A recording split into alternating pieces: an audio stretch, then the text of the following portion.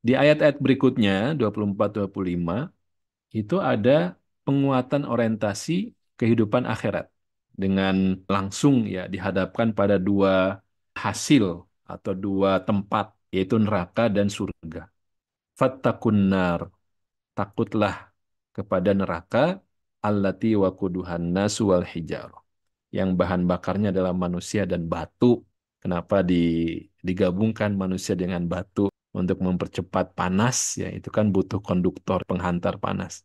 Nah, ketika dimasukkan penghantar panas itu ke dalam suatu panci, maka daging yang sedang dimasak itu akan lebih cepat empuk.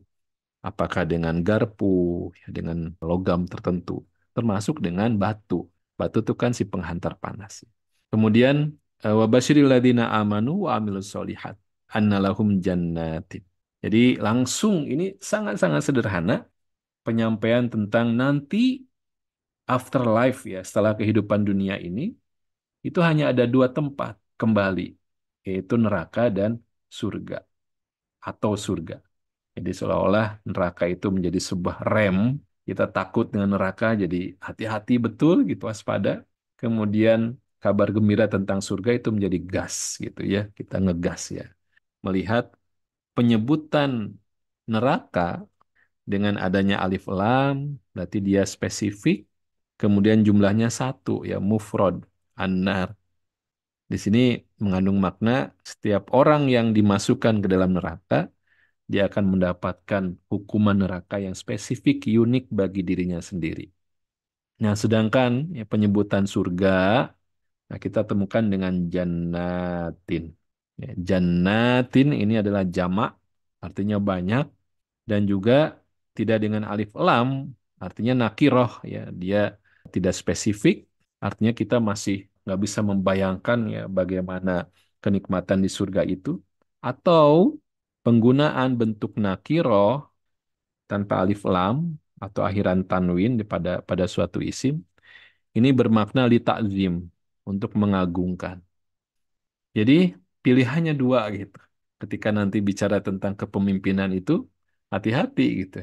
Akan membawa kemana? Rincian surga disebutkan di dalamnya akan ruziku, akan diberikan rizki, min samarotin, dari buah-buahan. Kemudian para penduduk surga itu ketika diberikan rizki ya dalam bentuk buah-buahan, mereka berkata, oh ini kok kayaknya nggak asing ya gitu. Hadzal ladzi ruzikna min qablu. Ini kayaknya kita pernah memakannya nih ketika di dunia. Kata Allah ya, waktu bihi mutasyabihan. Ya, sebetulnya itu hanya mirip-mirip saja. Mirip, tapi jelas ya apa yang akan dinikmati di surga itu akan jauh lebih nikmat. Tapi kenapa dibuat mirip gitu ya? Yang ternyata tujuannya adalah supaya tidak ada kesungkanan untuk mencoba mencicipinya. Memang harus sangat kuat orientasi akhirat itu dalam kehidupan kita ini. Karena inilah yang akan membuat kehidupan itu akan tertata, akan terjaga, akan juga terstimulus dengan orientasi-orientasi akhirat.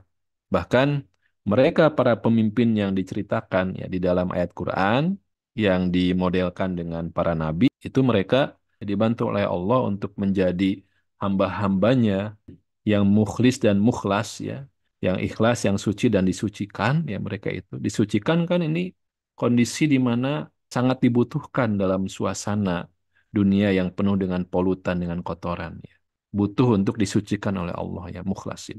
Dan kebersihan itu ternyata akhlasnahum bi kholiswati dzikraddar.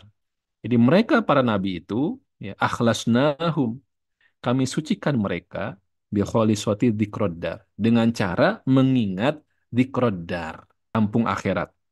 Itu cara untuk membersihkan motif-motif yang mungkin tadinya bersih, suci, kemudian ada polutan-polutan.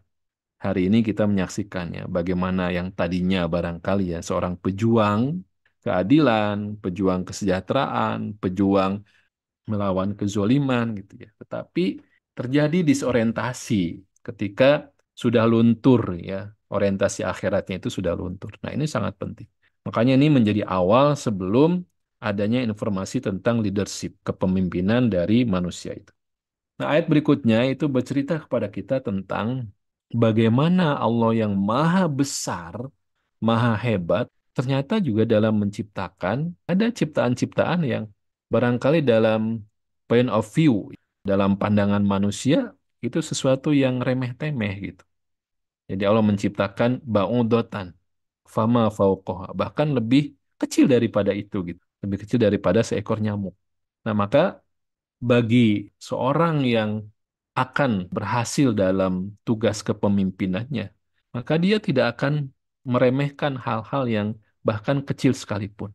Dia akan melakukan proses deep thinking, memikirkan lebih dalam lagi, bahkan juga positive thinking. Ya, karena semua ketetapan Allah itu adalah baik sebetulnya. Hanya saja bagaimana ya penyikapan kita yang tepat. Maka ayat ini menjelaskan tentang bagaimana orang-orang yang beriman, ya, fa'amal ladina amanu faya'lamuna annahul haqqum mir rabbihim. Ya, ketika menyaksikan hal yang remeh-temeh itu, yang sepele itu ya, ya mereka dengan ya'lamuna, dengan berilmu ya, pentingnya di sini ilmu, kemudian mengatakan wah ini sesuatu yang hak, ya, sesuatu yang benar, sesuatu yang bukan sia-sia. Sedangkan orang-orang yang tidak beriman, yang bermasalah keimanannya, mereka justru mempertanyakan, ngapain sih ada nyamuk segala gitu ya. Mada aradallahu bihada masalah. Nah, justru ketika ada situasi, sikap-sikap yang menyepelekan hal-hal yang Allah ciptakan, Allah takdirkan, apalagi menjadi suuzon pada Allah, maka dikhawatirkan ketika kelakuan ini berlangsung terus-menerus, maka akan terjadi apa yang disebutkan di akhir ayat ini, wa ma yudillu bihi illal fasikin. Jadi Allah itu tidak akan menyesatkan orang-orang dengan bihi ini fenomena-fenomena yang disaksikan dalam kehidupan. Wa ma yudillu bihi illal fasikin. Kecuali orang-orang yang fasik. Ini dengan menggunakan isim. Bukan fasakoyaf suku dengan fiil. Ini dengan isim. Berarti memang orang-orang yang sudah begitu permanen ya, dalam perilaku fasiknya. Itulah yang kemudian akan mendapatkan hukuman penyesatan dari Allah. Karena mereka sudah diberikan satu ayat, satu bukti, satu fenomena. Itu nggak kembali kepada Allah. Tidak memikirkan lebih dalam apa hikmahnya, kemudian juga positive thinking. Dia melewatkan begitu saja ya, bukti-bukti yang ada di dekatnya, di hadapannya. Maka inilah orang-orang yang akan keluar, keluar, keluar. Begitu konsistennya mereka, sehingga disebutkan dengan isim dan isim ini menunjukkan kepermanenan. Jadi Allah sudah memberikan kesempatan yang sangat banyak, tapi mereka nggak menggunakannya. Inilah maksud dari fasikin di sini ya. Dan ada jenis binatang, binatang yang dia kerjanya itu keluar masuk lubang, yaitu tikus. Nah, itu juga menggunakan akar kata dari fa, sin, dan kof. Fasik. Fasik itu keluar dari jalan al-haq. Dan tikus disebutkan sebagai al-fuwaisakoh. Jadi binatang yang keluar masuk dari lubang. Jadi kewaspadaan kita jangan sampai kita menyaksikan hal-hal fenomena-fenomena yang ada di sekeliling kita, ya apalagi sesuatu yang besar gitu, yang kecil juga akan berdampak terhadap kehidupan kita ini.